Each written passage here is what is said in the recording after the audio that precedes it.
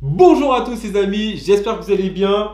Bienvenue sur cette nouvelle vidéo qui a mis un peu de temps à arriver. Donc j'ai commandé le kit pour transformer le Arma Granite Mega Boot donc en 4x2, on va le mettre en 4x4. Donc vidéo en partenariat avec RC Fast Car. J'ai acheté le kit qui vient de chez lui. Donc alors moi, comme je vous l'ai dit, donc ce véhicule va être amélioré progressivement. Donc on va commencer par le côté 4 motrices sur le véhicule. Car le dos roue motrice, moi j'ai connu ça quand j'ai roulé là, sur la marque HPI il y a des années.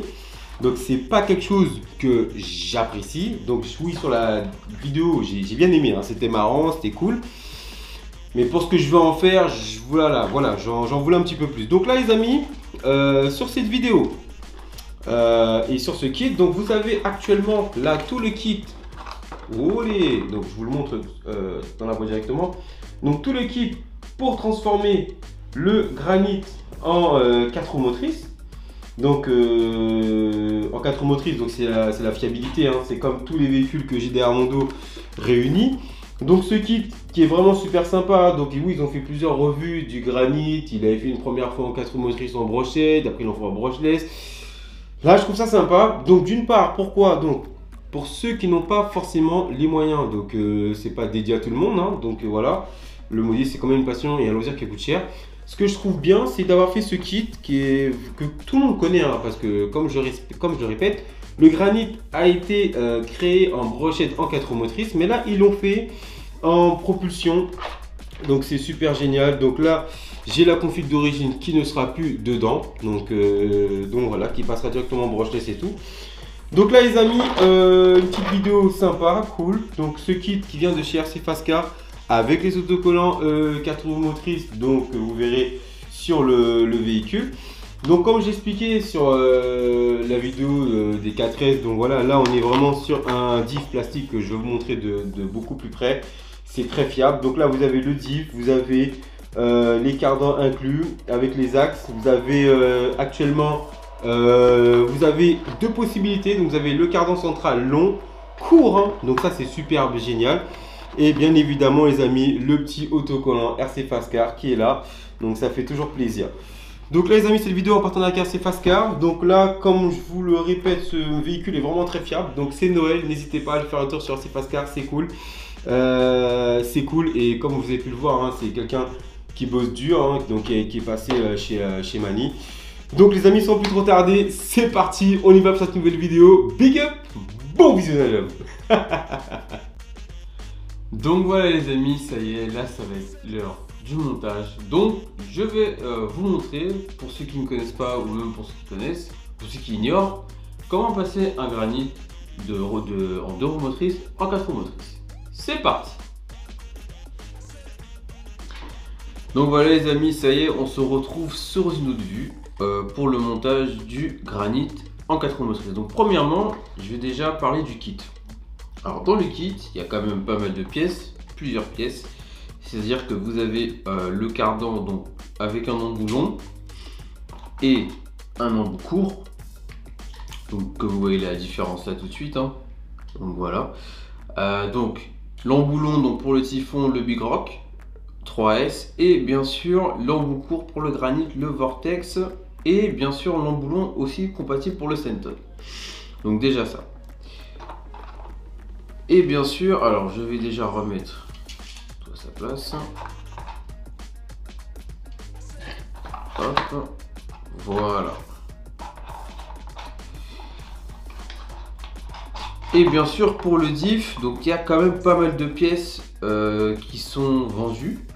Enfin, il y a quand même pas mal de pièces qui sont dedans. Donc c'est-à-dire, on a déjà le diff central, pardon, le différentiel. Que je vous montre ici. Alors est-ce que je peux sortir correctement? Il y a quand même pas mal de pièces qui sont dans le kit, hein. Donc que je vous montre. Donc là vous avez déjà donc le différentiel ici donc complet, donc là avec les pignons à l'intérieur, et bien sûr on a aussi les cardans des roues qui sont avec. Donc franchement, toutes ces petites pièces là faites pour passer en 4 roues motrices. Donc là les amis, c'est parti. On va y aller pour le démontage. Donc premièrement, on retire la carreau. Déjà ça. Donc pour commencer, on va déjà démonter les roues. Les 2 roues avant bien sûr. Alors surtout, vous embêtez pas avec à mettre des stands en dessous du granit. C'est pas une voiture qui est imposante en soi. Donc bien sûr, faites attention quand vous dévissez vos boulons, voilà. Donc vous mettez une roue de côté.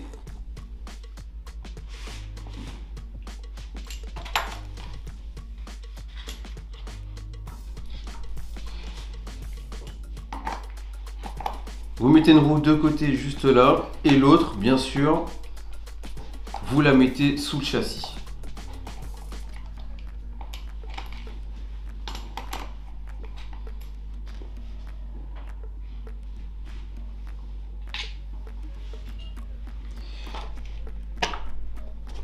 Donc, sous le châssis juste là.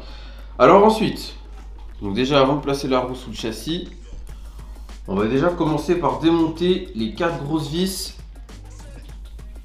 juste en dessous. Donc vis ici, les 2 ici et devant.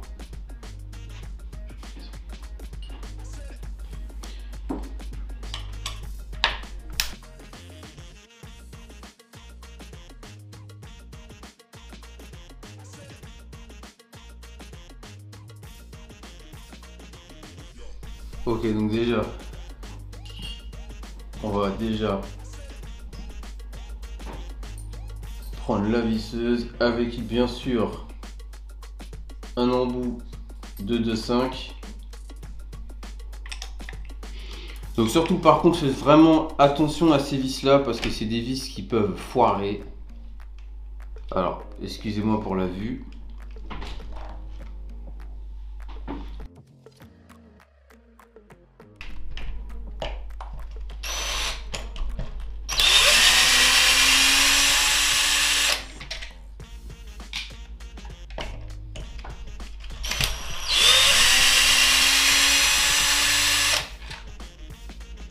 Donc une fois que vous avez démonté quasiment toutes vos vis,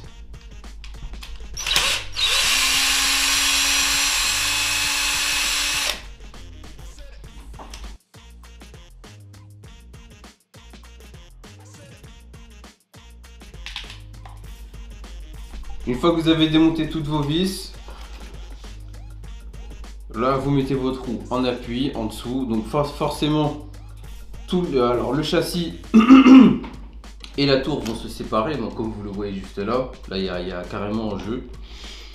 Donc bien sûr, quand vous faites ça, donc là vous êtes obligé de démonter en fait, si vous voulez, les amortisseurs juste ici. Alors soit en haut ou en bas des amortisseurs et les tirants, parce que sinon vous n'allez pas pouvoir manipuler comme vous souhaitez. Alors ça c'est le 2,5. Donc bien sûr, vous prenez votre tournevis de 2 et vous allez sortir. Alors comment je peux les atteindre?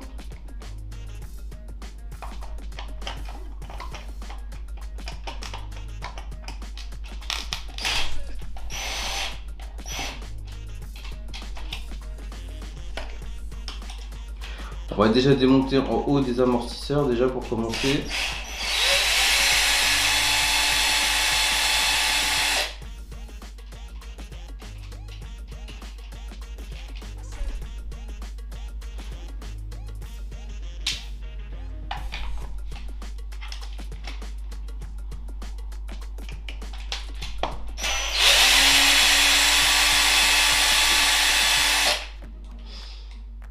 Donc ensuite, une fois que vous avez démonté en haut des amortisseurs, donc vous les déboîtez bien sûr.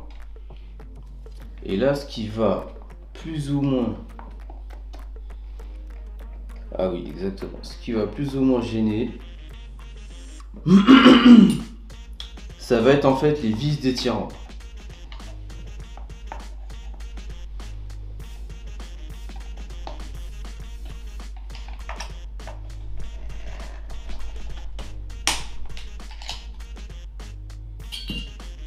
Les vis d'étirement, mais je vais devoir en fait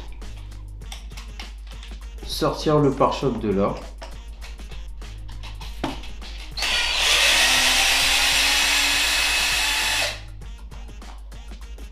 Donc bien sûr, pour sortir le pare-choc, c'est des tout petites vis avec un embout de 2.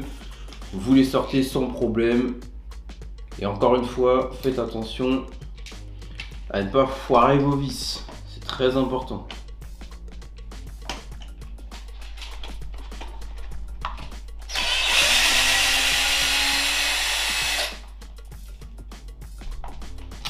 Voilà, vous voyez, vous abaissez votre pare-choc sans problème. Une fois que vous avez abaissé votre pare-choc, alors par contre, ce qui est un peu embêtant, c'est que les embouts MIP font très bien l'affaire. Ils font tellement l'affaire que des fois les vis restent coincées dessus. Alors, toujours avec un embout de 2, on va sortir les vis d'étirant.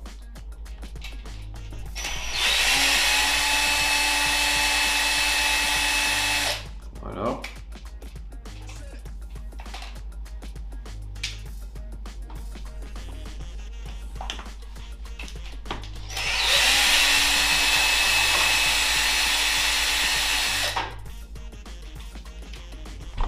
Donc ça déjà c'est bon, c'est ok. Donc les tirants, hop, sortent de leur emplacement. Pas besoin de forcer, voilà, regardez, là j'ai tout sorti. Je sors la tour supérieure, regardez, je force même plus, là j'ai tout le bloc dans les mains. Et vous voyez ce petit cache ici que je sors, vous voyez là, qui sert d'étanchéité pour que aucun débris ne rentre là-dedans. Ça, c'est bien pensé de la part de la marque, très clairement. Donc que je vais poser juste à côté. Donc bien sûr cet élément là, on va le garder. Donc là, on va déjà commencer par les boulons, les boulons. Non, on va par les hexagones en plastique.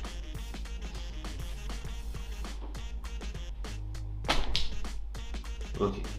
Donc par contre, surtout quand vous les enlevez, faites attention aux goupilles à ne pas les perdre, parce que bien sûr vous en aurez besoin pour le montage.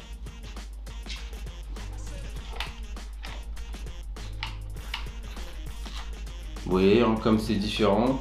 Donc là vous avez un plat, tout simplement, vous avez carrément un plat au niveau du cardan, parce que là c'est du doromotrice tout simplement. Donc de l'autre côté pareil.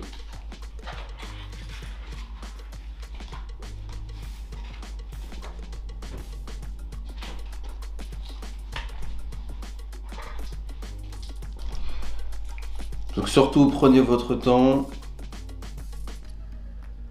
Ça sert à rien d'aller plus vite ou d'aller trop vite.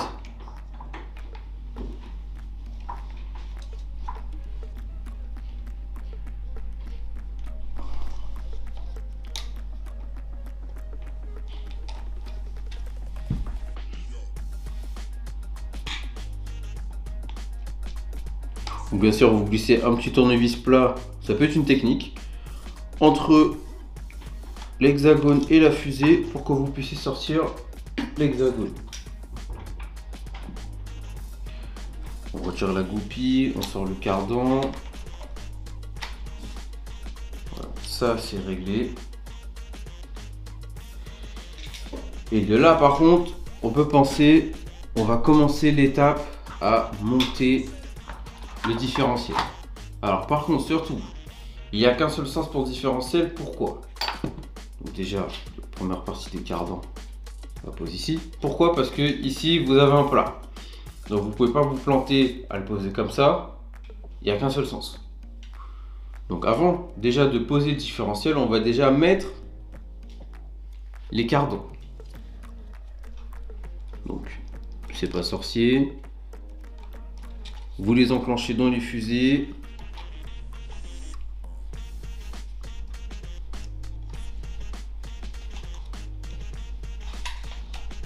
Alors bien sûr, pour les enclencher dans les fusées.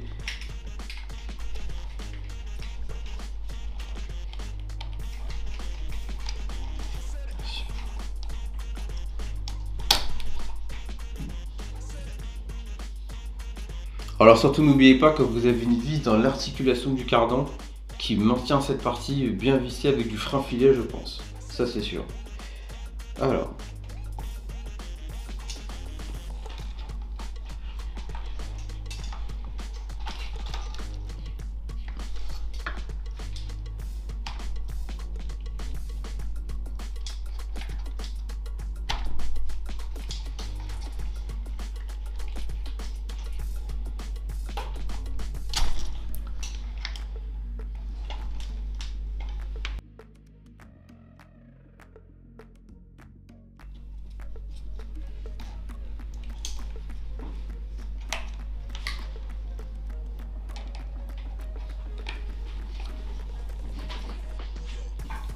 Après, bien sûr, je prends une pince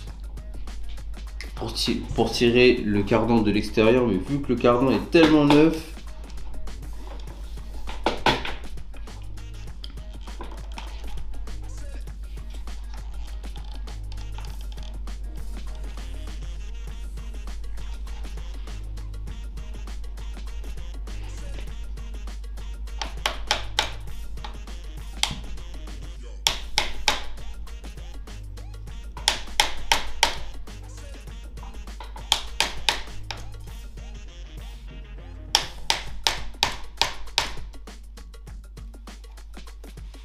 donc après ça peut être une technique de prendre une pince, de pouvoir tirer, parce que là clairement j'ai un petit peu du mal à l'enclencher à sa place.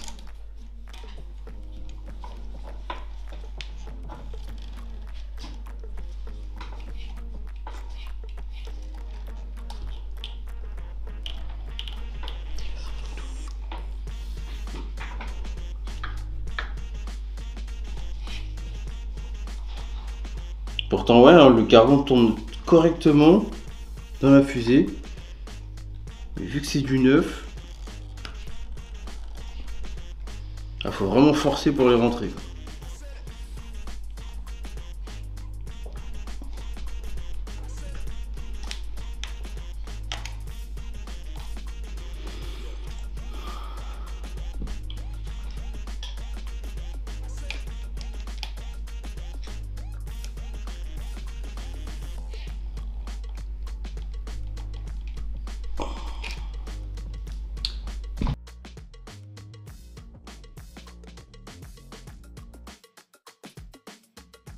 Les amis, donc je vous explique la coupure qu'il y a eu, parce qu'en fait, vu que je voulais mettre en fait la première partie des cardans télescopiques, mais en fait les roulements, les grands roulements à l'intérieur des fusées, donc juste ici, à l'intérieur là, étaient rouillés.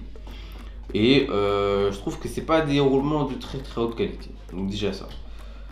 Faites attention à ça. Donc c'est pour ça qu'en fait, il y a eu une coupure. Donc là les roulements sont bien mis jusqu'au bout.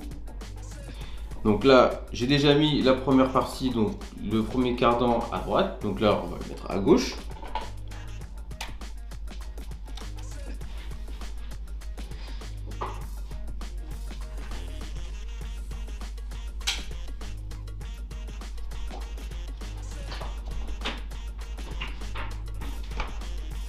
Alors que je vérifie bien si les tiges sortent à fond de chaque côté. Effectivement, les tiges sortent à fond de chaque côté. Donc une fois que vous avez mis les cardans, vous attrapez votre diff avec bien sûr l'autre moitié des cardans déjà vissés dessus. Et bien sûr, vous n'avez qu'un seul sens. Alors, ce qui serait bien, c'est qu'on va mettre un peu de graisse dans le diff plastique, parce que bien sûr, rouler à sec, c'est pas bon. Donc bien sûr là dans le sens au niveau des cardans, vous ne pouvez pas vous planter parce que vous avez comme des encoches, donc des encoches plus ou moins épaisses et d'autres fines. Donc juste là j'espère que vous voyez très bien, voilà, parfait.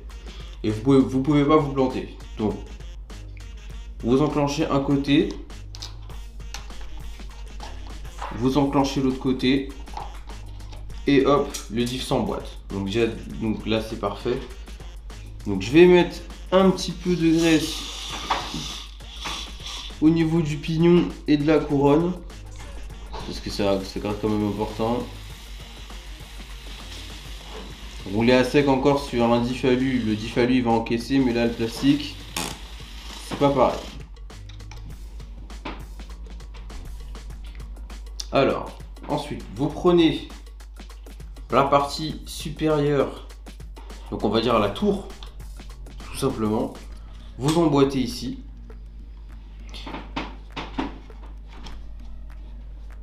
Alors les amortisseurs, alors on va pas faire les amortisseurs avant, mais on va faire les tirants déjà avant, qui sont un petit peu plus têtus à monter. Alors bien sûr, on reprend l'embout de 2. On reprend la même vis. Juste ici, hein, bien évidemment. Voilà. Vous vissez tranquillement. Vous faites pareil de l'autre côté.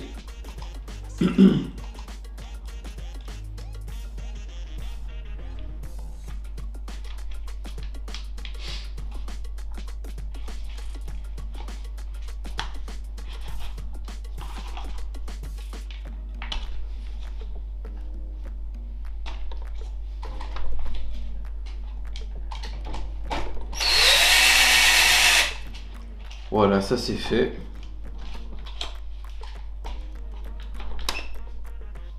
Nickel. Ensuite, là, vous pouvez commencer à enclencher vos amortisseurs dans la tour.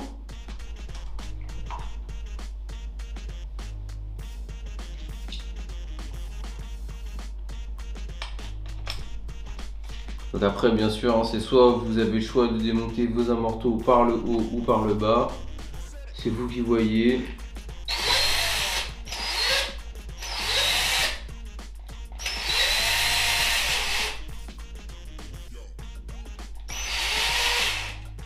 Moi perso j'ai démonté par le haut, c'est beaucoup plus simple.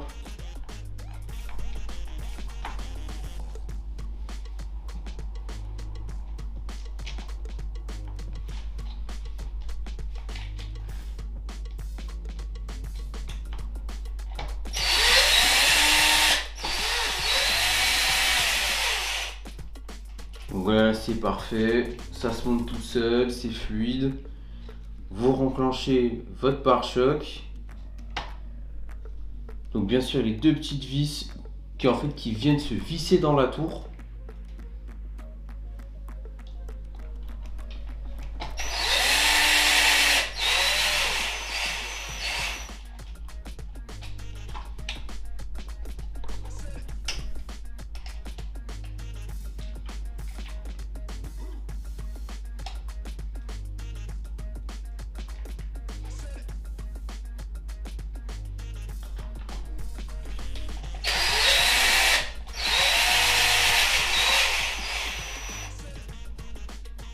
Surtout ne vissez pas trop fort vos vis pour pas que la vis passe à travers le plastique. Après ça reste un petit détail. Donc vous voyez hein, là le montage va très vite. J'ai déjà rassemblé le diff, j'ai mis un peu de graisse au niveau du pignon au niveau de la couronne et du pignon d'attaque. Ensuite ce que je vais faire c'est que là je vais remettre les hexagones plastiques. Donc surtout n'oubliez pas la goupille bien sûr qui vient avec. Donc vous la mettez au niveau de la tête du cardan, vous prenez votre hexagone. Alors c'est ça par contre qui va être un peu embêtant, c'est que la goupille va pas arrêter de glisser.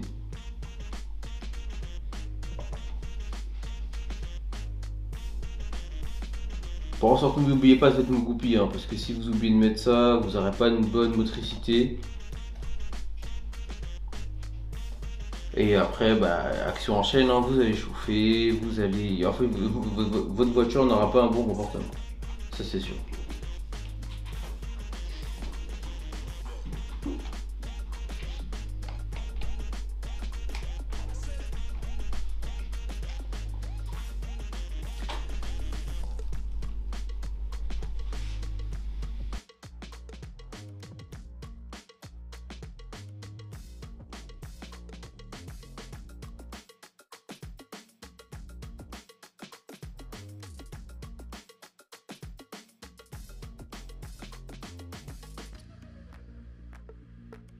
bien sûr, enclenchez bien vos cardans. Enfin, enclenchez bien la goupille dans l'hexagone, sinon vous allez manger votre hexagone, ça va pas être bon. Donc là, le montage touche presque à sa fin, alors je dis bien presque. Donc, on va passer de l'autre côté. Donc rebelote, la goupille, l'hexagone qui va avec. Voilà, vous calez votre goupille.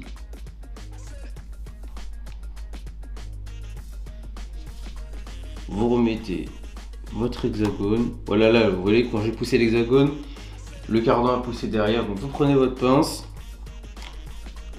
Voilà, vous tirez, la goupille est enclenchée, donc ça c'est bon. Donc ensuite là, l'élément donc qui fait aussi 4 roues motrices, donc comme je vous l'ai dit au début, donc là j'ai le côté long, donc je vais l'enlever. Tout simplement à cause du châssis, parce que le châssis est plus court, tout simplement. Donc vous avez un ressort, donc n'oubliez pas de le mettre, parce que c'est ça qui fait qu'en fait le cardan est en compression dans la voiture. Donc voilà, vous enclenchez les deux. Donc comme les cardans des roues, et vous avez des encoches, donc c'est très simple à monter. Hein. Ça glisse tout simplement. Donc vous arrivez, vous enclenchez déjà à l'avant. Et ensuite, hop, l'arrière. Vous voyez, ça se fait tout seul, on force pas. Donc, j'enlève ma roue déjà. Je vais ensuite monter. Donc monter les 4 grosses vis qui tiennent en fait la direction et la tour. Donc bien sûr, un embout 2 de 5 et on y va.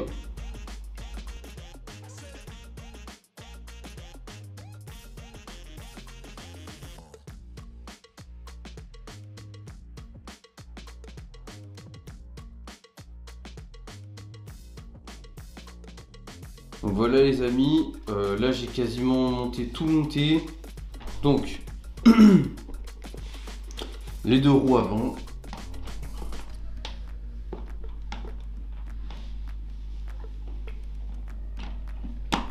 Donc assurez-vous bien que la roue soit bien enclenchée dans l'hexagone pour pas que votre jante soit mangée, ce serait un peu dommage.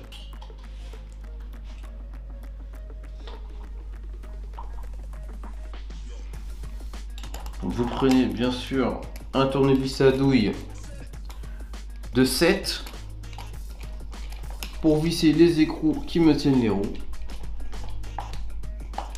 Voilà.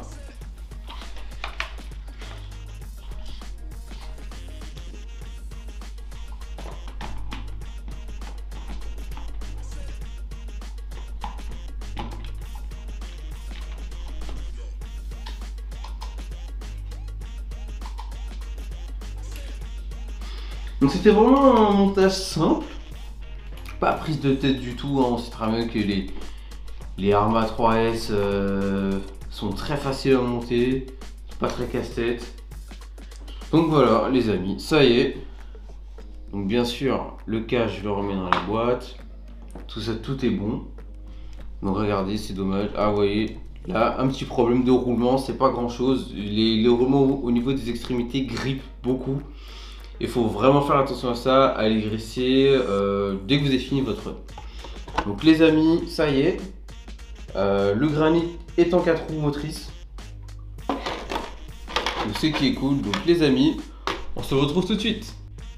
Salut les amis, fin du montage du granit brochette, donc qui est passé de 2 roues motrices en 4 roues motrices. Donc franchement c'était un bricolage plutôt sympa. Donc pour vous montrer que là on l'a passé en 4 roues.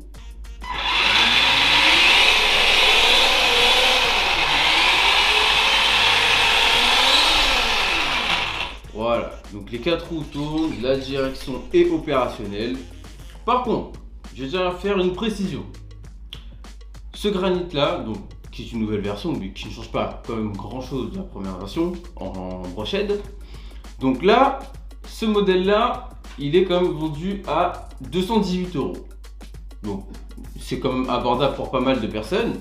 Donc après bien sûr, si vous souhaitez passer en 4 roues motrices, vous avez le kit ici. Donc bien sûr, vous tapez Granit ou vous allez dans la rubrique Arma et forcément vous allez tomber sur tous leurs véhicules, ou vous tapez Granit dans la barre de recherche de RC Fast Car et forcément vous allez tomber sur ce kit là. Donc après bien sûr il y a quelques pièces qui changent entre la version brushless et la version brushless, et celui-ci je l'ai depuis déjà un moment, et moi j'ai fait quand même pas mal de greffes parce que surtout que moi je l'ai acheté en version brochette, mais attention en 4 roues motrices comparé à celui-ci qui est en 4-2. Déjà la différence, et qui valait, moi quand je l'ai acheté, qui valait déjà quand même 300 balles. Donc déjà ça. Et j'ai fait quand même pas mal de modifications, donc c'est à dire que j'ai dû, déjà la carrosserie, c'est la carrosserie charbon, déjà à l'année du moment où je l'ai acheté, déjà ça. Et j'ai fait quand même pas mal de modifications, donc que je vous montre. Donc c'est à dire que j'ai dû, donc il y a déjà la batterie dedans, donc j'ai dû changer les amortisseurs, j'ai dû changer la configuration, donc je suis passé en full Obi-Wing. J'ai mis aussi un cerveau de direction, donc de 18 kg étanche pour un HD. Par contre, une petite information au niveau du palonnier qui est aussi valable pour les 4S là-haut et ici. Ces véhicules-là sont vendus avec un palonnier de 23 ans, mais il existe aussi un palonnier de 25 qui existe aussi chez RC Fast Car. En plus, il y en a plein, donc ça c'est bien. Donc là, je reviens sur le granit, je suis en full Obi-Wing et j'ai dû en fait aussi changer l'engrenage du slipper parce que à l'année au moment où je l'ai acheté, le granit en fait il a une couronne de 91 dents, un module beaucoup plus petit en 64 dp, donc c'est vraiment des petites dents, et j'ai dû en fait mettre une couronne un peu plus balèze, donc passer en 57 déjà pour commencer.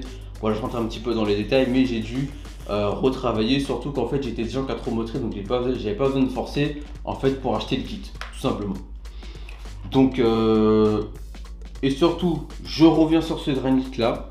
Pourquoi? Parce que là en fait les vidéos que vous avez vues, ce sont ces derniers roulages, en brochette. La prochaine fois que vous le verrez rouler, il sera en brushless. Donc là par contre ça va avoiner 80 km/h, ça c'est sûr. Donc sur ce les amis, n'oubliez pas qu'aussi qu'il y a quand même quelques pièces options pour les granites. Alors surtout qu'il y a la barre à carbone qui existe en alu, ou qui est aussi disponible chez RC Fast Car. Et par contre aussi je pense, c'est même sûr, que les différentiels des 4S rentrent là-dedans. Déjà ça aussi c'est une très bonne initiative. Alors très bonne initiative, c'est une très bonne idée. Ça dépend de chacun, comment chacun conduit, si on n'est plus dans le bourrinage, ça dépend de plein de choses. Bien sûr après les différentiels sont plus chers. Donc je pense que là j'ai fait le tour des deux bolides, des deux granites clairement. Et puis sur ce les amis, cette vidéo était en partenariat avec RC Fast Car. Donc encore un gros merci à Yves pour nous avoir envoyé ce kit là. Et sur ce les amis, on se retrouvera une prochaine fois avec ce granit en brushless. Bonne journée à vous, big up!